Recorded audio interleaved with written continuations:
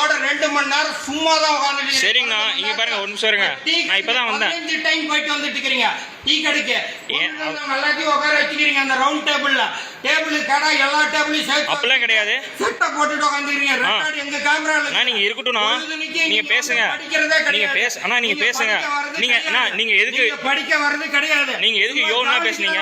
இருங்க இருங்க. நீங்க நீ கம்னர் ஜாலிக்கு தான் வரீங்க. படிக்கிறவங்க யாருன்னு எனக்கு தெரியும். புரியுதா? சவுக்கு பேனால கையெழுத்து போடணும்னா என்கிட்ட கேட்கணும். பேனா இருந்து பச்சை பேனால கையெழுத்து போட்டுருங்களா? நீங்க எல்லாரும் இப்படி அசிங்கப்படுத்தலாமா? உங்களுக்கு எல்லாரும் முன்னாடி அசிங்கப்படுத்தலாமா? யாருனாலும் பண்ணுங்க.